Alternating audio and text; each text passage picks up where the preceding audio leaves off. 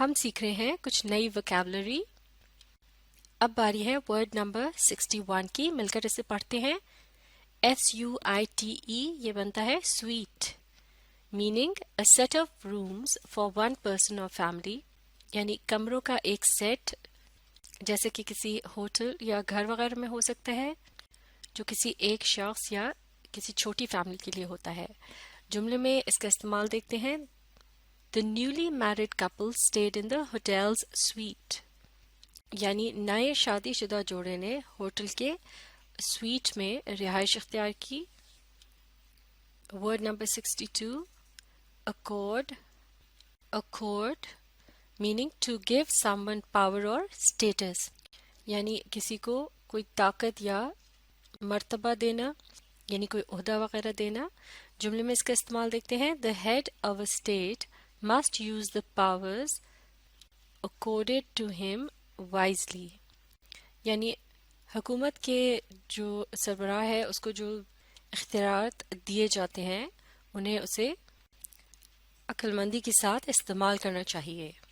Word number 63 hospitality meaning the friendly and generous entertainment of guests, یعنی مہمانوں کی خوب دل کھول کر اور دوستانہ انداز میں ان کی ایک طرح سے آؤ بھگت کرنا یا ان کا خیال رکھنا.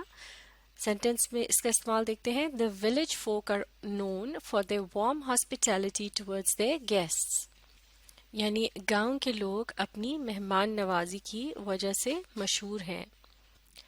Word number 64 barrage. اس کا ایک مطلب ہے bombardment over a wide area, یعنی کسی بڑے علاقے پر مسلسل گولہ باری کا ہونا. اور اس کے علاوہ اس کا ایک اور مطلب بھی ہے. بیراج کہتے ہیں an artificial barrier across a river to prevent flooding, aid irrigation or navigation, or to generate electricity by tidal power. یعنی دریا کے اوپر جو ایک عارضی بند سا باندھا جاتا ہے تاکہ یا تو سیلاب کو روکا جا سکے یا پھر اسے کھیتوں میں سیریابی کرنے کے لیے یعنی پانی پہنچانے کے لیے بھی اس طرح سے کیا جاتا ہے، کوئی بند وغیرہ سے باندھا جاتا ہے. اس کے علاوہ نیویگیشن کی غرض سے بھی کیا جاتا ہے یہ کام، یعنی کشتیوں کی آمد و رفت کے لیے. اور اس کے علاوہ اس کا ایک اور مقصد بھی ہو سکتا ہے، یعنی پانی کی جو لہریں ہوتی ہیں جسے ٹائیڈل پاور کہا جاتا ہے اس کی مدد سے جو بجلی پیدا کی جاتی ہے، اس مقصد کو حاصل کرنے کے لیے بھی بیراج جو ہے اس کا استعمال کیا جاتا ہے. تو لہٰذا جب کسی لفظ کے ایک سے زیادہ مطلب ہوں تو آپ ان میں سے کسی بھی ایک مطلب سے متعلق جملہ بنا سکتے ہیں. یہاں جو اس کا پہلا مطلب ہے یعنی کسی چیز کی بوچھاڑ کا ہونا، جس طرح سے ضروری نہیں ہے کہ یہ گولہ باری کے سینس میں ہی اسے کہا جائے، بلکہ جب سوالات کی بوچھاڑ کی جاتی ہے تو اس کے لیے بھی بیراج کا لفظ استعمال کیا جا سکتا ہے. تو اب ہم اسی مطلب سے متعلق جملہ دیکھتے ہیں. The government official was barraged with questions by the media personnel for delaying an important project. یعنی حکومت کے افسر پر میڈیا کے لوگوں کی طرف سے سوالوں کی بوچھاڑ کر دی گئی یا بارش کر دی گئی ایک اہم منصوبے میں دیر کرنے کی وجہ سے. Word number 65 cusecs meaning a unit of flow especially of water equal to 1 cubic foot per second. یعنی اس سے مراد ہے بہنے کی رفتار، خاص کر کے پانی کے بہنے کی رفتار. اور ایک کیوسیک جو ہوتا ہے وہ برابر ہوتا ہے 1 cubic foot per second کی، یعنی ایک سیکنڈ کے اندر جب 1 cubic foot پانی کسی مقام سے بہتا ہے تو اسے کیوسیک کہا جاتا ہے. اور ایک کیوسیک جو ہے اس میں کتنے لیٹر ہوتے ہیں؟ 28.317 لیٹرز. تو اس بات کا اور بھی اچھا اندازہ لگانے کے لیے اس بات کو بھی دیکھا جا سکتا ہے کہ 1 لیٹر جو ہے اس میں کتنے کپ پانی ہوتا ہے؟ 4 کپ سے تھوڑا زیادہ. اب جملے میں اس کا استعمال دیکھتے ہیں. The flow of river water is recorded in cusecs. یعنی دریا کے پانی کی بہنے کی رفتار کو کیوسیکس میں ناپا جاتا ہے. ورڈ نمبر 66 indulged یہ لفظ indulge کا past tense ہے اور اس سے مراد ہے allow someone to enjoy something desired، یعنی کسی کو پوری اجازت دینا وہ کام کرنے کی جس کو کرنے کا انہیں شوق ہو۔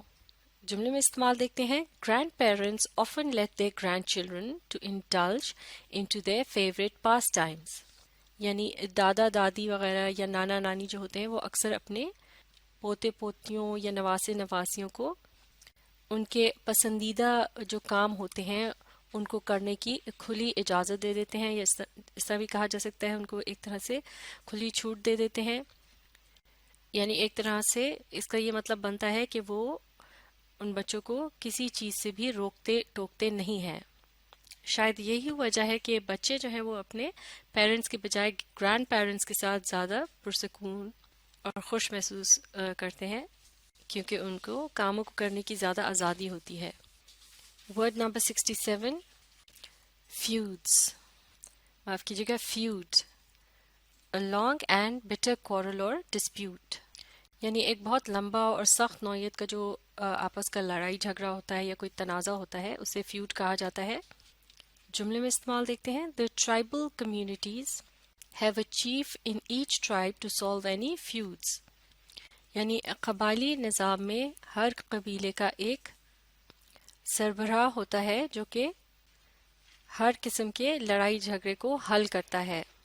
Word number 68 practicable، meaning able to be done or put into practice successfully، یعنی کوئی ایسی تجویز یا خیال جو کہ آسانی کے ساتھ جس پر عمل کیا جا سکے۔